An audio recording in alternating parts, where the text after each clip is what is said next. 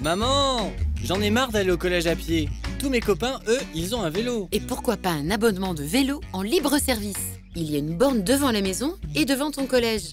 Mais maman, je veux un vélo à moi. Tu ne l'utiliseras que pour aller au collège et puis tous les matins, tu pourras choisir un nouveau vélo. Le choix, c'est la liberté. Nous possédons aujourd'hui 15 fois plus d'objets que nos grands-parents. Le rapport aux objets est extrêmement important dans notre société. L'économie circulaire propose une évolution de ce modèle. En effet, on peut répondre à un besoin non pas par la possession, mais par l'utilisation. L'intérêt, c'est qu'en évitant de multiplier les achats, on évite les impacts environnementaux générés notamment par les phases de production et fin de vie. Donc on limite les consommations d'énergie, les consommations de matières premières et la production de déchets. Limiter les impacts environnementaux, oui. Mais il y a d'autres intérêts à partager les biens. Lorsqu'on veut partager des biens, on va accroître le nombre d'utilisations.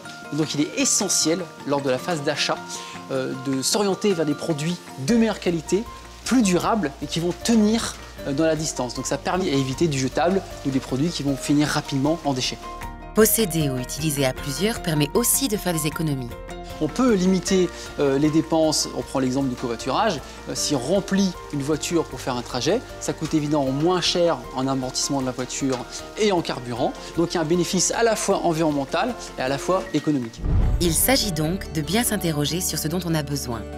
Est-ce que j'ai besoin d'acheter un appareil photo pour le mariage de mon frère ou est-ce que j'ai besoin ce jour-là d'avoir un super appareil photo? Et l'appareil photo d'ailleurs que j'aurais jamais pu m'acheter, je vais pouvoir le louer à un autre particulier pour un montant qui est souvent pas excessif et du coup je vais avoir accès à cet objet, à cet équipement de bonne qualité juste au moment où j'en ai besoin. Des particuliers qui décident ensemble de partager des biens, c'est ce qu'on appelle aujourd'hui la consommation collaborative, pilier de l'économie circulaire. La consommation collaborative, ça existe depuis toujours en fait. Simplement, aujourd'hui, on a des outils numériques, des plateformes qui nous permettent d'entrer en contact avec des gens qu'on ne connaît pas. Parce que c'est des choses qu'avant, on faisait plutôt avec ses voisins, avec sa famille, avec des gens en qui on avait confiance. Il peut y avoir différentes façons de fonctionner, c'est la richesse également du concept. Soit une personne peut acheter un bien et en faire profiter l'ensemble de ses amis ou des habitants du quartier, ou plusieurs personnes peuvent décider d'acheter en commun un bien et de se le partager. Vous pouvez également vous rendre dans des lieux dédiés qui mettent à disposition des produits ou des équipements. Contre une faible participation, par exemple, pour pouvoir utiliser ponctuellement un bien dont la possession ne sera pas utile sur toute la durée de vie. La base de la consommation collaborative est la mise en relation directe des consommateurs. C'est d'aller chercher sur Internet, notamment, quelles sont les plateformes, les sites Internet qui permettent de partager ces objets-là.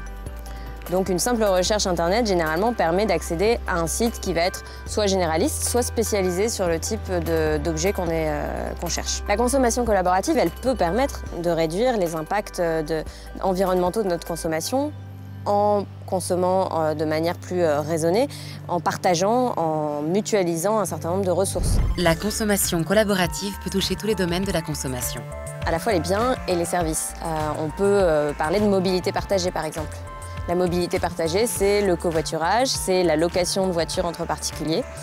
Et tout ça, c'est des pratiques qui se sont développées depuis 4 ou 5 ans surtout. Utiliser plus et posséder moins pour éviter de multiplier les achats. Il s'agit donc de privilégier les équipements plus solides et plus durables. La consommation collaborative qui consiste à posséder ou utiliser à plusieurs est un pilier de l'économie circulaire. Trop stylé le vélo en libre service. Je suis la star du collège.